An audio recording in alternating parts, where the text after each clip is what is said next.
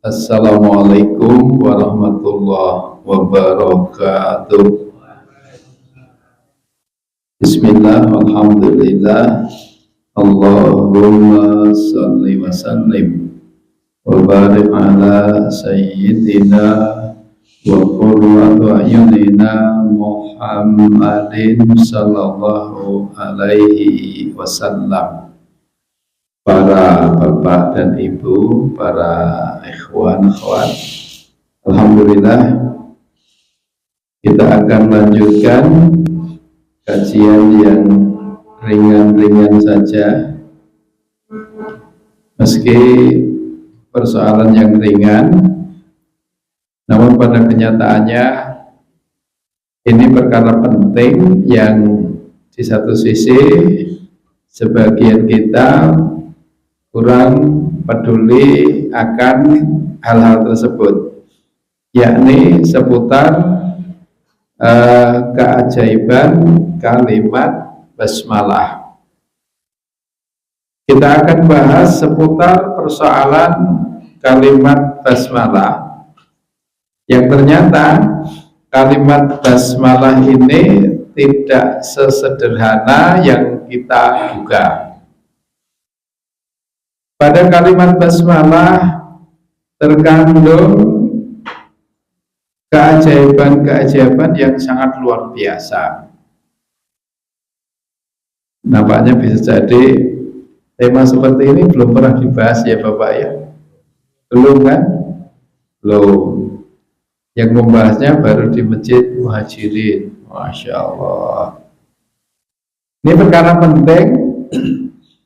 Sedemikian pentingnya hingga Rasulullah Sallallahu Alaihi Wasallam telah menyampaikan pesannya, kullu amrin dibalin la yubda'u fihi bismillah fahuwa abtar.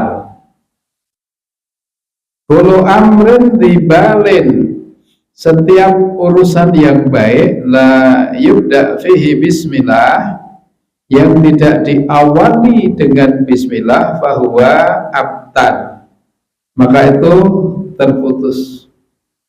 Setiap perkara yang tidak diawali dengan bismillah terputus. Kemudian yang dimaksud na'ai yaitu naqisul barakah. Yang dimaksud terputus adalah berkahnya berkurang. Ya. Setiap perkara baik yang tidak diawali dengan bismillah, berkahnya kurang. Karena itu, mari semua perkara yang baik ini harus diawali dengan bismillah. Ya, Syekh Abdul Aziz bin Abdullah bin Baz rahimahullah menjelaskan bahwa derajat hadis ini, bahwa hadis ini memiliki dua jalur periwayatan. Sebagian ulama mendhaifkannya, namun sebagian yang lain menganggapnya hasan, tidak sampai dhaif. Bahkan beliau mengatakan wal aqrab anahu mim bab al hasan li ghairihi wa billahi at-taufiq. Wal aqrab, adapun pendapat yang lebih dekat, yang lebih benar, bahwa setiap perkara yang tidak diawali dengan bismillah berkahnya berkurang. Hadis ini yang benar derajatnya hasan, bukan dhaif. Meskipun sebagian ulama ada yang mendhaifkan. Pelajaran apa yang kita tangkap? Ya kadang begitu. Satu ulama dengan lainnya, kadang ada yang mendhaifkan, ada yang tidak. Ya, nanti kita harus belajar terbuka, ya, belajar lapang dada dengan pendapat para ulama-ulama. Apalagi kalau kita ini bukan ulama, kita hanya mengikut dengan para ulama. Kemudian derajat hadis yang hasan itu berarti sah, boleh dipakai. Hadis dhaif pun sebatas masih bisa ditoleransi kezhaifannya, ya itu tidak sedikit ulama yang membolehkan. Asal nggak sampai pada batil, nggak sampai kepada mungkar, nggak. Derajat dhaif itu sendiri kan bertingkat-tingkat gitu. Bahkan nanti ketika beberapa hadis itu dhaif, itu nanti kalau menghimpun derajatnya naik. Asal ada syawahidnya, ada hadis yang semisal, itu nanti derajatnya bisa naik. Walhasil kesimpulannya hadis ini benar dan bisa dipakai. Udah gitu aja. Nanti pusing-pusing bicara masalah ilmu hadis. Oh aku yo gak patek mendalam. Kan itu ya. Tapi kita mengambil pendapatnya para ulama. Bapak Ibu dan ikhwah, hikmah dibalik penjelasan yang demikian, yakni segala sesuatu agar diawali dengan bismillah. Itu kata Syekh Fauzan Ibnu Shalih Al Fauzan, takunu, bahwa hadis ini ya menjadi takunu barokah, menjadi berkah, takunu barokah alaih, menjadi keberkahan atasnya. Artinya setiap perkara baik yang diawali dengan bismillah itu menjadi barokah,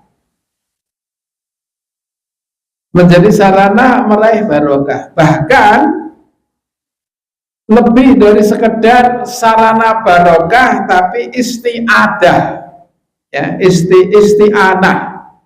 Isti'anah itu apa? Sarana mohon pertolongan. Jadi bismillah itu menjadi isti'anah, sarana mohon pertolongan. Maka nanti akan kita lengkapi mohon pertolongan kepada Allah dengan bismillahirrahmanirrahim. Materi sudah saya kirim ya Bapak Ibu dan ikhwah. Yang bawa HP bisa untuk bersama membacanya ya. Tapi syaratnya HP ada kuotanya, bukan HP nggak ada kuota nggak usah dibuka ya. Kadang kemana-mana bawa HP nggak ada kuota ya.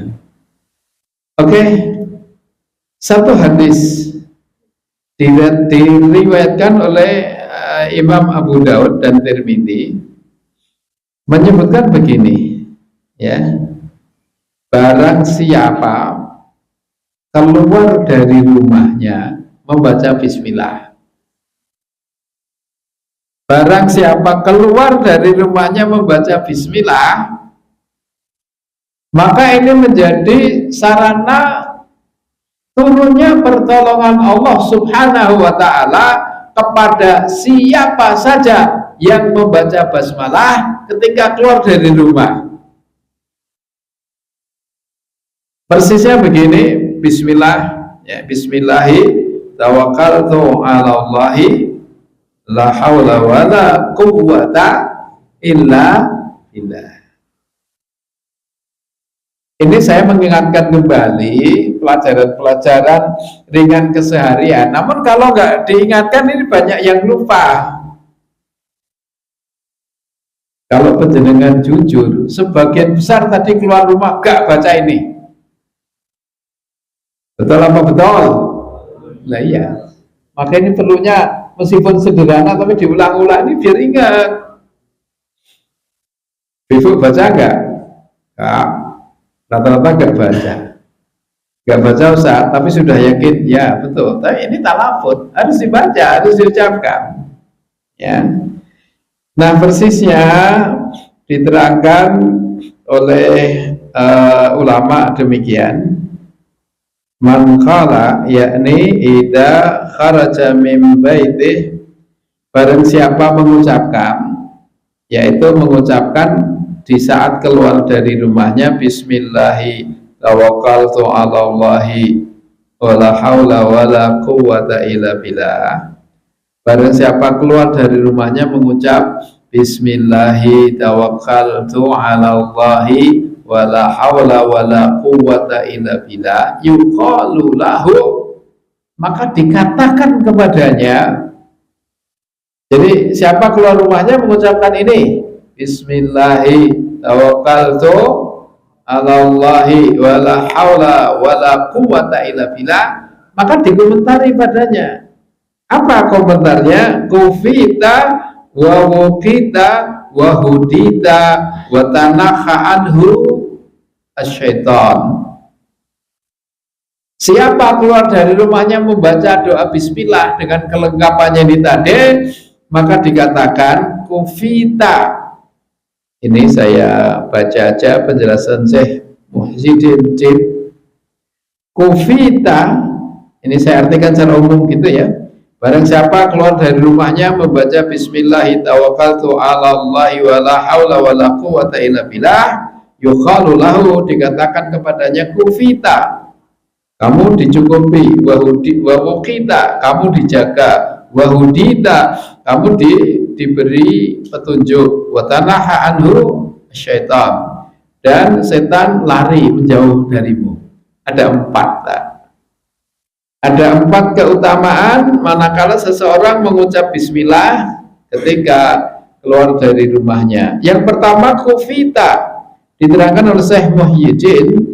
Kufita berarti seseorang akan dicukupkan dalam segala urusan dunia dan akhirat. Oh, masya Allah. Bismillahirrahmanirrahim. Wala haula wala quwata illa billah. Urusan duniamu akhiratmu dicukupi. Urusan duniamu, urusan akhiratmu dicukupi. Nanti kalau penjenengan membantah, Ustadz kok saya belum cukup, wih karena perasaanmu aja yang belum cukup gitu loh. Ya, perasaanmu aja yang belum cukup, kepinginanmu itu terlalu banyak itu loh. Ya, kokean apa? Kokean penjaluk, aslinya udah dicukupi gitu loh. Kokean apa dijaluk, apa dipengen nih, aslinya masih cukup, udah loh. Ngerti nggih Bu? Ngerti nggih? Nggih. Napa? Lah iya, udah dicukupi. Jadi kalau orang mengatakan, Ustaz, aku udah baca gini kok belum cukup. Udah dicukupi, masalahnya penuntut apa ya? Tuntutanmu aja terlalu banyak, itu loh.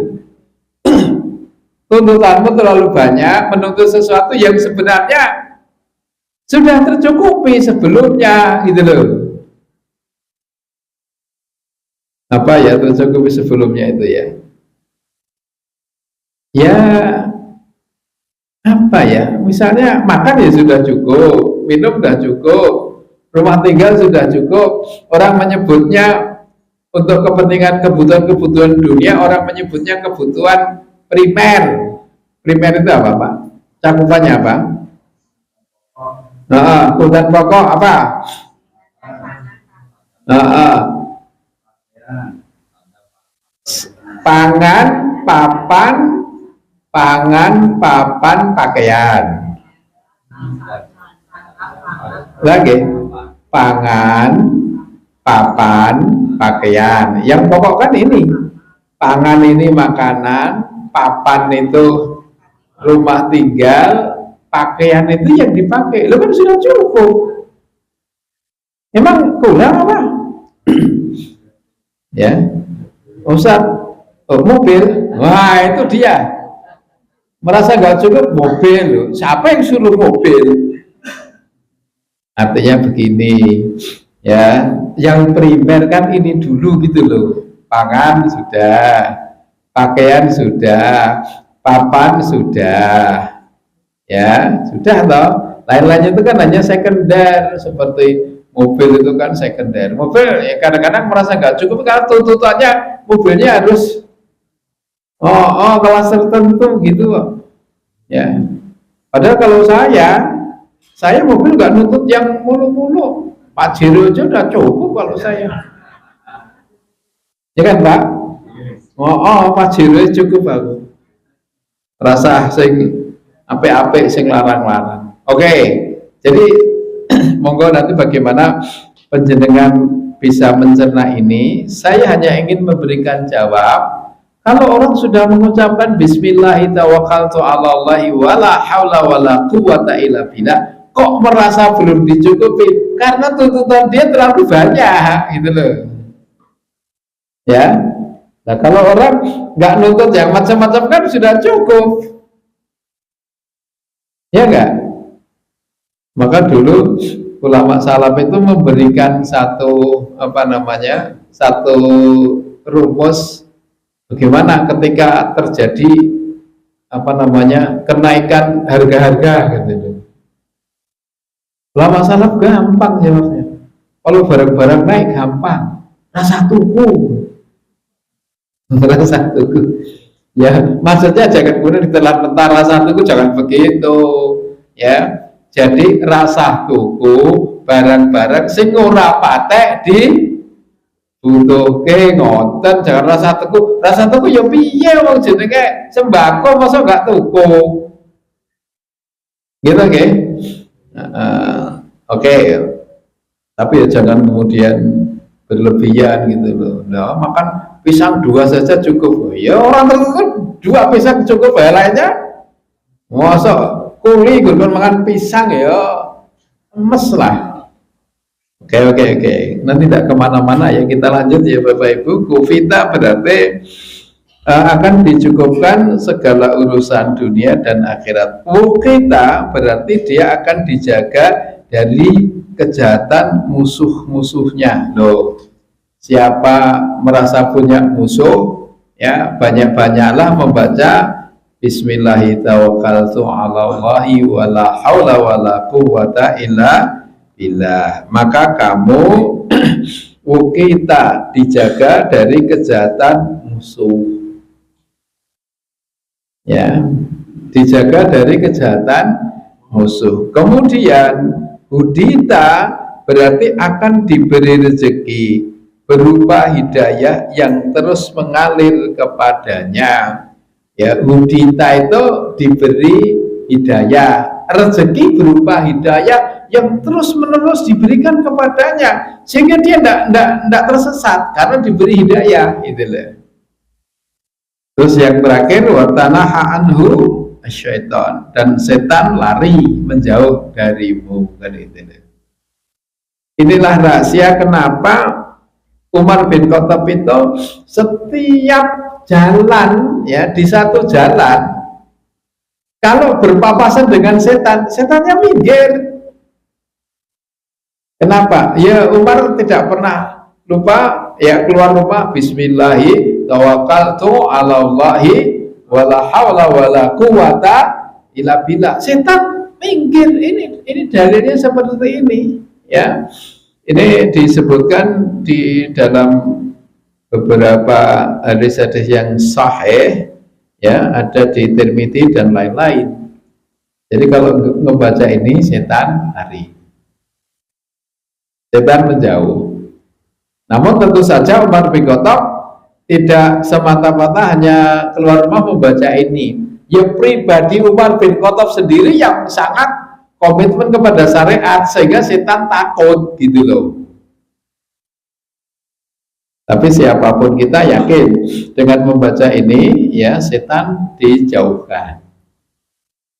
Nah, kalau disebut setan itu ada 2 jenis, Bu, Pak. Minal jinnati wan nas. Setan itu dari golongan jin dan golongan manusia. Nah, monggo nanti menurut penjenengan mana lebih berat menghadapi godaan setan jin atau setan manusia? Berat mana, Bu? Berat setan manusia. Setan jin itu dibacakan Bismillahi tawakkaltu 'alallahi wala haula wala quwata illa billah, udah menjauh. Dibacakan ta'awud menjauh. Nah, setan manusia bacakan ta'awud jegekes. Iya kan? Berarti menghadapi setan manusia ini lebih berat ini. Oke, kita lanjut. Ini kisah setan bertekuk lutut. Bertekuk lutut itu artinya takluk, ya. Iya, dengan bismillah.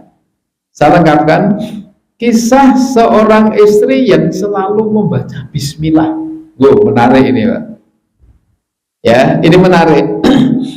Dan yang lebih menarik lagi, kisah ini ya dikisahkan oleh Syekh Nawawi Al-Bantani. Syekh Nawawi Al-Bantani salah satu di antara ulama-ulama Nusantara.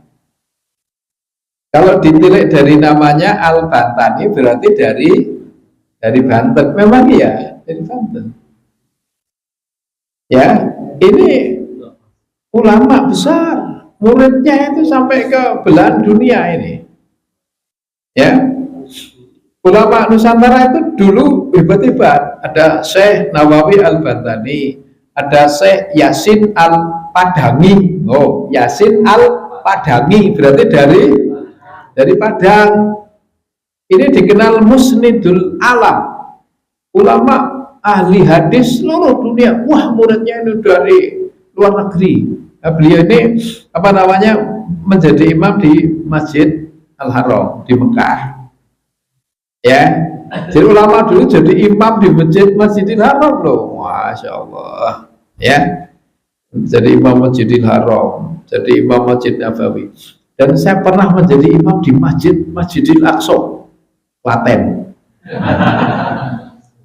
Masjid Al-Aqsa Klaten tapi ya. Bukan Masjidil Aqsa di Palestina ya.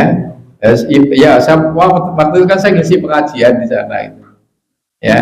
Dan saya pernah menjadi imam di Masjid Nabawi, imam jamaah umroh. Pas umroh jadi imam di Masjid Nabawi, bukan imam harian ya. Kita lanjutkan. Syekh Nawawi Al-Bantani dari Banten, Syekh Yasin Al-Padangi dari Padang, ada lagi Syekh Mahmud At-Tirmasi dari pesantren Termas itu mana? Oh, Jawa Timur sebelah sana ini ya. Jadi At-Tirmasi, Al-Padangi, Al-Bantani, Al-Minangkabawi. Iya, Al-Minangkabawi berarti dari mana? Minangkabau. Nah, nanti kalau ada ulama dari Baki gitu ya, oh, umpamanya Syekh apa ya? Syekh Yanto.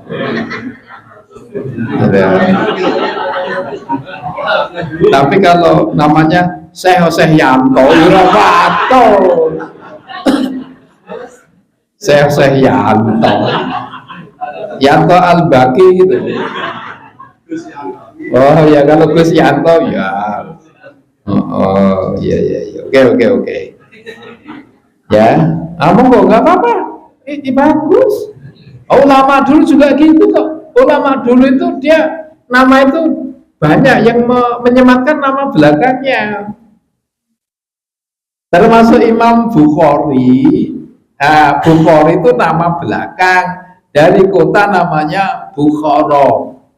Bukhara itu wilayah Balkan gitu ya. Ibu ngurus Balkan betul. Balkan ini kira-kira sama patung Pendowo kemana arahnya? Balkan itu ya, negara Balkan itu ada Tajikistan, ada Turkistan, ada Bosnia, ada Chechnya, ada Rusia. Ini kan negara-negara Balkan. Imam Bukhari itu ya kalau sekarang ya bagian negara Rusia itu, namanya Al-Bukhari, Bukhari. Dari Imam Al-Bukhari ya. Imam Bukhari itu kan, Bukhari itu nama-nama belakangnya ya. Nama lengkapnya Abu Abdullah ya, Muhammad bin Ismail ya. Jadi Ismail itu nama bapaknya, dia namanya Muhammad bin Abu Abdullah Muhammad bin Ismail bin ya Bardisbah itu nama daerah. Kemudian Al-Bukhari ya, Bukhari ya gitu. Tidak apa-apa, jadi antum nanti itu jadi ulama besar pakai nama daerahnya. Namanya siapa ya? Yang ketua patut saya no, saya Yanto apa patut? Ini aneh, siapa? Oh, nah Zaki itu patut. Zaki dari mana? Nah, saya Zaki Al Purworejoyi. Oh,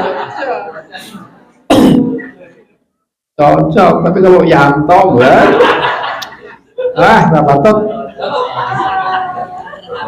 Oke, kita lanjut. Jadi Syekh Nawawi Al-Bantani dalam kitab Uqudul Lujain fi Bayan Hukum Zaujain, ini saya kisahkan aja ya, nggak saya baca nanti tidak terlalu lama. Jadi dikisahkan seorang istri yang tidak pernah lepas, selalu bismillah. Bismillah, mau makan bismillah, minum bismillah, nutup pintu bismillah, buka pintu terus bismillah, tidak pernah berhenti. Nah, qadarullah saya istri yang salehah yang selalu membaca bismillah tadi itu diuji dengan suaminya itu fasik. Fasik itu beling ora percaya agama. Fasik, fajir, gak percaya agama. Akhirat ora percaya. Ceritanya akhirat ora percaya, podo-podo rong alami ya. Oh gitu itu. Enak model lagi. Rong alami ya. Ceritakan siksa kubur, ora percaya. Alah, yang siksa kubur enak ini baiknya mesti metu meneh. Lho, ngono kuwi alasane. Nek kubur kae tangi meneh metu yang ngrawes gundulmu kuwi. Ya, jadi ini suaminya fajir gitu loh ya. Nah, suami yang fajir tadi itu setengahnya gregetan dengan istrinya, sedikit-dikit bismillah dulu. Duduk bismillah. Oh bismillah ini marek nih, piye. Ini bahasa Jawa. Ini di kitab nggak seperti itu loh ya. Saya cuma ceritakan kok. Ya, akhirnya sang suami yang sebel lihat istrinya selalu bismillah tadi itu, dia ingin apa ya, bahasa Jawa ini nyekeker ke. Apa ini nyekeker ke? Lebih dari ngeprank. Bahasa cawe-cawe, kok cawe-cawe ya. Bahasa generasi Z-nya ya. Ngeprank, tapi lebih dari ngeprank ya. Jadi nyekekerke itu ingin mempermalukan ya, ingin mencarikan bukti agar dia malu. Lah tadi kan dia gak suka gregetan dengan bismillah, pen bismillah wis elok dhewe ngono. Nah kemudian dia ngasih uang sama istrinya, ya tak kayak duit simpenan. Tak kayak duit simpenan. Ya suami ini fajir ngedit dulu nyimpen tok ra itu gublonjo dulu jan. Wah, jan suami koyo ngene iki ya. Tapi dianya sabar memang, itu ujian kok. Ya. Nah, suaminya yang ngasih duit tadi itu agar disimpan di mana gitu. Terus diintip, oh ndoko eneng endi yo, ya. Begitu tuh, nek lemari sebelah kono. Pas izinnya keluar, duit itu diambil gua nek sumur, di sumur. Bar kuwi kapan ngono nanyakan. Di sing tak titip kowe ndek iki, nggih bismillah. Oh, langsung itu. Pokoknya bismillah, nggih bismillah. Ya, suaminya sambil nungguin tadi itu batine rasakno kowe. Bismillah, gue ranek, awas kan itu. Dia menyiapkan begitu. Akhirnya dia masuk kamar, Bismillahirrahmanirrahim. Ya, masuk kamar, buka lemari, Bismillahirrahmanirrahim. Ya, duitnya ditaruh di kotak, buka kotak, Bismillahirrahmanirrahim. Duitnya ditaruh di amplop, buka amplop, Bismillahirrahmanirrahim. Dikasihkan sama suaminya. Nih, duit yang kemarin dititipkan masih utuh. Soalnya kuat gitu. kok masih?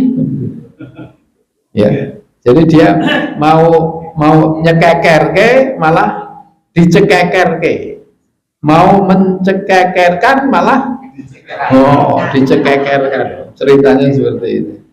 Tapi alhamdulillah berkah komitmennya, keyakinannya sang istri sekaligus kesabarannya. Sabar yang mana? Sabar tiap hari dibully suaminya, sabar. Budino diomong-omong mergo bismillah, sabar, dia yakin. Nah, ini juga saya melihat, pertama memang bismillah dasar luar biasa. Yang kedua, istrinya ini tipikal istri yang sabar gitu sama suaminya. Memang Masya Allah istri yang sabar ini luar biasa keutamaannya. Siapa di antara para istri yang sabar, maka Allah akan beri pahala seperti pahalanya istrinya Nabi Ayub. Sabar bersama suaminya akan diberi pahala seperti pahala istrinya Nabi Ayub. Sabar. Tapi alhamdulillah ya bapak-bapak ya, istri panjenengan lagi sabar toh? Sabar, alhamdulillah. Ya, sabar toh Bu? Sok. Sabar ya sok. Sabar narimo. Oke, kita lanjut ya. Jadi setelah itu alhamdulillah, karena dahsyatnya basmalah dan karena kesabaran sang istri, Allah berikan pahala. Innama yuwaffas sabirina, gimana? Innama yuwaffas sabiruna ajruhum bighairi hisab. Allah sudah janji, ya, balasan bagi orang yang sabar itu tidak ada hitungannya, tidak terbatas. Ya, pahala orang sabar itu tidak terbatas. Tadi ayatnya sudah saya bacakan. Balasan pahala orang yang sabar tidak terbatas. Maka di antara seluruh amalan, topnya amalan itu sabar. Sehingga Allah mengatakan am hasibtum an tadkhulul jannata walamma ya'lamillahu alladziina jahadu minkum wa ya'lamas sabirin. Sabar itu puncak, Pak. As-sabru bimangzilatil jasad, ya.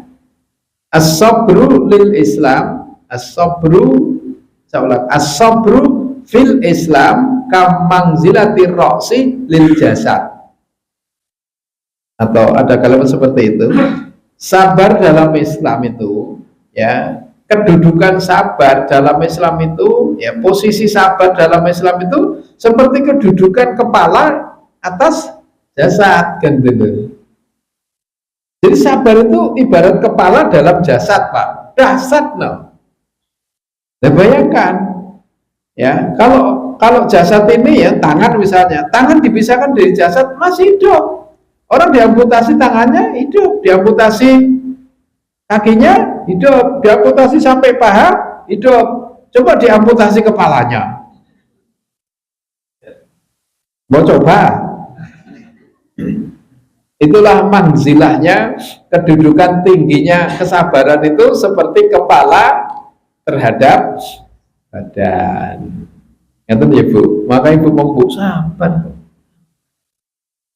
ya, nyebar godong koro, sabar sawetara, bersawetara ibu bapak suami istri terhadap pasangannya sabar. Ini kan ada kisah menarik ini, ya. Kisah ini menarik. Seorang suami yang sangat sabar kepada istrinya. Jadi kisahnya dua laki-laki berteman, yang satu sudah beristri, kemudian temannya tadi itu ingin ketemu, ingin silaturahim. Ketemulah temannya tadi itu tinggalnya di pinggiran hutan, pekerjaannya mencari kayu bakar.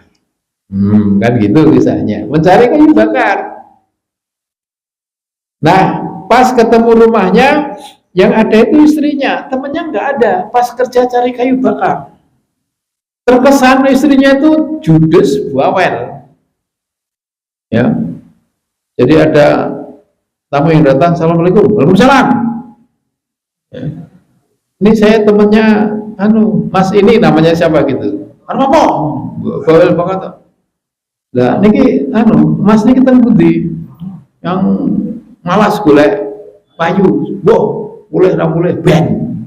Judes banget ini. Jadi kayak apa ya? Kayak istrinya siapa ya? Oh, nggak ada di sini, nggak ada. Gimana kira teko masalahnya? Nah, kemudian ditunggulah beberapa saat, temannya tadi datang dari hutan cari kayu-kayu bakar, ditolong oleh macan, Pak. Macan itu nggak pakai kayu loh. Ya dahsyat luar biasa itu. Ya, ini di kitab-kitab klasik ada seperti ini. Saya belum meneliti seberapa sahihnya ya. Ya, yes, sahih atau tidak, yes, pokoknya kita ambil hikmahnya saja. Berangkat dari ayat tadi surat apa dicari ya, bahwa orang yang sabar itu diberi pahala tak terhitung, nggak bisa dibatasi. Hari yang lain temannya tadi itu datang lagi untuk ketemu, mungkin kali lain, bulan lain atau tahun lain gitu. Nah, yang kali kedua ini istrinya ini lunak, lembut, sopan, santun kan gitu tuh. Oh ngapunten niki Mas situ nggih Mas Yaki umpamane. Apa kan. Mas Yaki niki nembe nyambut damel pun mugi-mugi enggal kundur kanthi slamet. Ditunggu. Nah, kala itu dia pulang pulang tetap mikul kayu, gak dibantu oleh macan kan gitu. Terus selesai ketemu ngobrol-ngobrol, setelah ngopi-ngopi ini ngobrol ya. BTW tanya, loh kemarin itu saya lihat kamu dari hutan itu ditolong oleh macan bawakan kayu, sekarang enggak kan? Oh, dulu itu saya punya istri itu bawel banget tapi saya sabar. Karena kesabaran saya itu Allah menolong saya sampai pun macan itu bantu saya gitu. Nah sekarang kalau nggak dibantu, lah istri saya yang bawel dulu itu meninggal. Saya nikah lagi dengan wanita soleha, sehingga saya tidak terlalu dituntut untuk sabar. Karena nurut ini nurut itu, lemah lembut, sopan santun, sehingga saya tidak terlalu makan hati ya. Saya pun tidak banyak pengorbanan, hingga macan pun tidak lagi disuruh oleh Allah menolong saya kan gitu. Nah ini pelajaran yang kita tangkap begini para suami, sabar atas bawelnya istri, kesabaran penjenengan Allah akan beri keajaiban. Ini orang-orang podo mesti enek macan ya, pokoknya enek lah, mesti yakin enek. Pertama, dengan sabar kepitulungan nih enek, keajaiban nih enek. Ini yang pertama. Yang kedua, kalau punya istri bawel sabar. Istri bawel itu cepat mati masalah itu. Mas tenang aja, cepat mati itu. Ngeten nggih Bu? Hati-hati loh. Hati-hati. Oke, kita lanjutkan. Ya. Inilah kisah tentang istri yang selalu bismillah, suaminya fajir. Ya. Alhamdulillah tadi itu kemudian Allah berikan hidayah, sadar dia, terus menjadi orang yang taat kan gitu. Karena berkah bismillah, berkah kesabaran sang istri. Saya lanjutkan kisah setan kurus dan setan gemuk. Menarik. Ustaz ceritanya kok lucu-lucu ya, enggak tahu pokoknya seperti ini ya. Ya, ini kisah nanti ada relevansinya dalil gitu loh. Jadi biar agak cepetan dikit, dikisahkan setan setan kurus, setan gemuk ketemu dengan setan kurus. Ini saya alih bahasakan ya. Ini kalau saya bacakan lama nanti. Ya. Kila ana syaitan saminan laqiya syaitan mahzulan. Dan seterusnya agak panjang ya. Dikatakan setan gemuk ketemu dengan setan kurus, terus dialog. Ini dialognya saya alih bahasakan, ketemu. Kira-kira setan, kalau setan ketemu pertama kali apa? Assalamualaikum. Ora mungkin setan. Ya. Wah, kata niku. Setan kalau setan ketemu Wancok diurep tau kowe. Saya tuh betul-betul mendengar kayak gitu itu Pak. Itu loh, candalanan ketemu koncone, loh, wancok itu diurep tau. Lah kepiye ta? Oh mestinya ketemu kan, alhamdulillah, gimana kabarnya kan gitu. Nih ya jenenge me, kan gitu. Ya, tapi di buku nggak ada dancok sebetulnya nggak ada. Ini bahasa saya biar gampang kok. Ya, ya guru banget ngopo kan itu. Kata dia, kok guru banget ngopo? Apa jawabnya? Fakola, maka dia berkata, ini indaro julid idza dakhala manzilahu qal bismillah wa idza akala qal bismillah dan seterusnya gitu. Aku tinggal bersama seseorang, setiap mau masuk rumah bismillah, ya, mau makan bismillah, mau apa saja bismillah. Nah, gini maksudnya, dengan bismillah itu kan tadi tanaha anhu as-syaiton, setan menjauh, berarti masuk rumah bismillah, setan menjauh, gak bisa ikut masuk. Keluar rumah bismillah, setan gak bisa mengikuti. Mau makan bismillah, setan gak dapat bagian. Minum bismillah, setan gak dapat bagian. Gitu kan. Maka kemudian lurus gitu. Mohon maaf ini sepenggal kisah seperti itu ya. Jangan ditanya, Ustaz, memang setan ini panganannya opo podo karo soto. Loh ya enggak tahu, pokoknya segitu itulah. Pokoknya intinya wis bismillah ngono wae, aja kok teko ngono.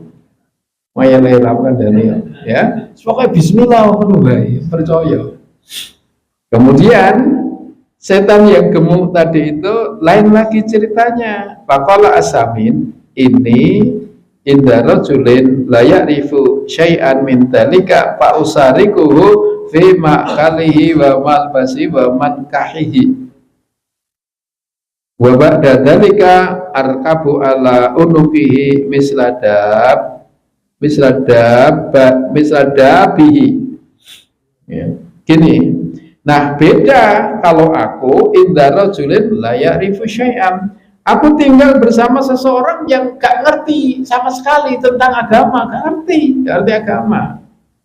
Karena gak ngerti agama, gak bismillah gitu intinya. Orang dengar orang bismillah, ya us ngopo-ngopo gugus gabus mangan ngobe mlebu metu macam-macam, ya. Maka kemudian dia mengatakan fausarikuhu fi ma'kalihi, maka aku ambil bagian di saat dia makan, wa malbasihi, dan saat dia berpakaian, wa mankahihi. Ini penting Pak. Jadi kalau nggak bismillah itu setan ikut andil, dia makan, dia pakaian, akan minum paket mankahihi pada hubungan suami istri, Pak. Hati-hati. Ya, setan ikut ambil bagian ini. Kemudian babak dadalika, setelah itu arkabu ala ulukihi misladabi. Kemudian aku kendalikan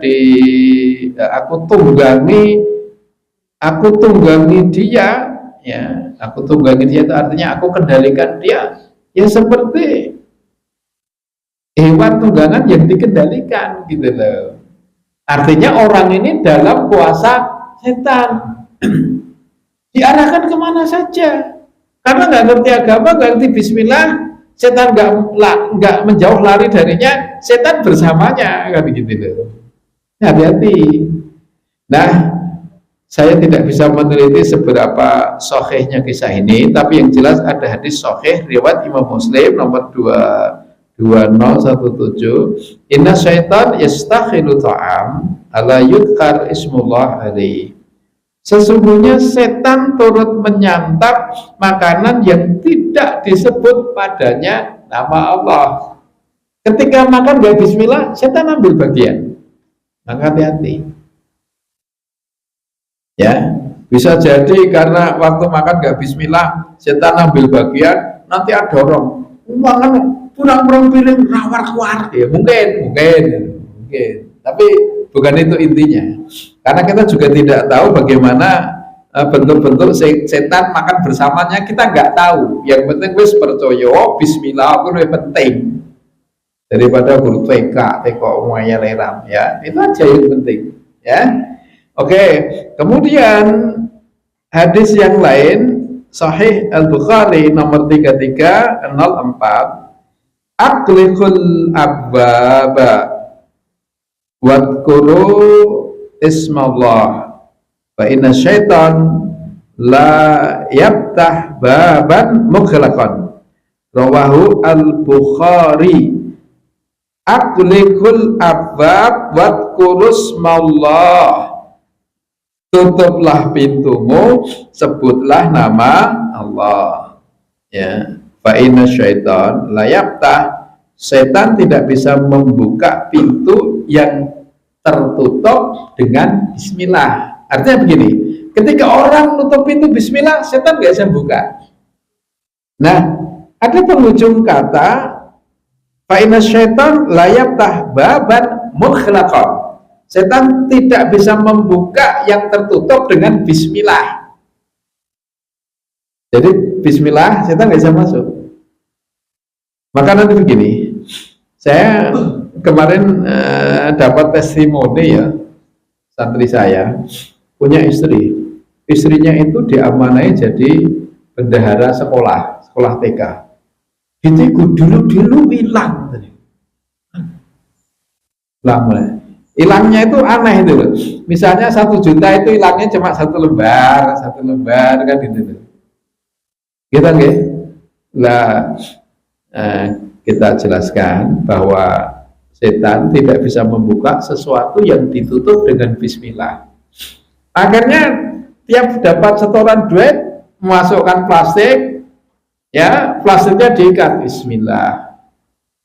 Taruh satu tempat bismillah. Sejak itu gak pernah kehilangan lagi ya. Benarlah hadis Rasulullah SAW, setan tidak bisa membuka sesuatu yang saat menutupnya mengucap bismillah. Nah berarti mengingatkan Bapak, yang jenengan dopok duit genora dicolong tuyul, cukup bismillah, yakin ya. Masukkan amplop bismillah, masukkan kotak bismillah, masukkan lemari bismillah, masukkan berangkas bismillah, tuyul rasa jipo. Soalnya dia keliru, enggak dibacakan bismillah, mung dikai apa? Napa Bu? Pengalaman nih be, kayak kocok pengilon. Dari alasannya, mungkin tuyul jiko, gen rumasa ketemu kancane, gen kelalen rasido jipo. Orang kayak kocok, kayak apa niku? Kacang hijau, gitu Bu. Napa meleh? Hah? Keliru, bukan itu. Bahkan sungguh pun dikasih apa namanya Quran, setan nggak takut. Mushaf itu loh, nggak takut. Jenengan toko duit nenggo jero mushaf Quran tanpa bismillah, setan nggak takut, jin nggak takut, bisa ngambil. Lah mbok lebokno nggon diselepke apa nih? Selepke nggon. Surat Yasin, pemenah lah. Lah wedi. Sing medeni ku yen Quran diwaca. Kan gitu nggih. Waca. Lah diwaca ora medeni, guru sampai tok ora wedi no. Ya, gitu. Nanti begini Pak. Penjenengan nanti itu aja, pokoknya bismillah. Nah ada yang ada yang apa namanya bantah, Ustaz, aku ndokok duit, takoknya gue lemari, gue kotak, aku bismillah, cek iso hilang kan itu. Lah tak jawab, wis mbok bismillah kok cek hilang, wih tuyul sing doyan soto, beda meneh tuyule doyan soto. Nah yang doyan soto itu bawa bismillah ya, nekat doyan soto ya. Doyan soto, doyan ayam goreng mantilir. Jadi yang gini ini malah aku kena tinggo apa ya, kena tinggo tengeri kira-kira tuyul dasiran apa tuyul lah kan gitu.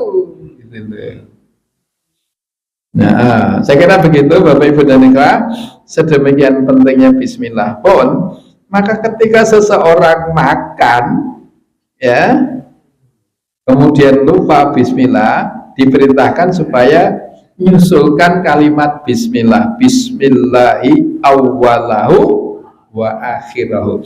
Coba ini sambil kita tutup ya. Bismillahi awwalahu wa akhirahu. Bismillah di awal dan akhirnya. Oke, saya ulang. Bismillah di awal dan di akhirnya. Bacaan ini supaya kita susulkan ketika makan kita lupa bismillah. Pertanyaannya. Bismillah dulu apa makan dulu?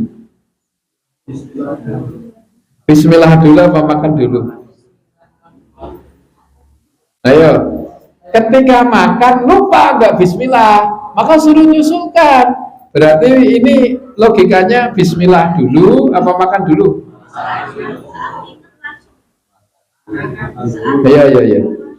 Nah ini hadis tadi itu kullu amrin tibalin la yubda, tidak diawali dengan bismillah. Ini hadisnya, ini hadis yang hasan li ghairi tadi itu. Kalau saya memahami bismillah dulu. Ini hadisnya. Setiap amal kullu amalin tibalin la yubda'u fi bismillah fahuwa aftar. Setiap perkara baik, perkara penting tidak diawali dengan bismillah berarti awalnya bismillah. Ya. Jadi bismillah dulu apa makan dulu? Bismillah dulu gitu loh. Wong yen lali kon nyusul ke bismillah kan berarti bismillah kon nek ngarep ngono lho. Nah, ini sebenarnya tentu paham ya. Sehingga tidak ribut lagi ya. Iki yen buka sik apa ngombe sik apa ndonga sik. Nah wis ngono kuwi jawabane. Wassalamualaikum wassallallahu ala sayyidina Muhammadin wa ala alihi wa sahbihi subhana rabbika rabbil izzati amma yasifun wassalamun alal mursalin walhamdulillahi rabbil alamin. Assalamualaikum warahmatullahi wabarakatuh.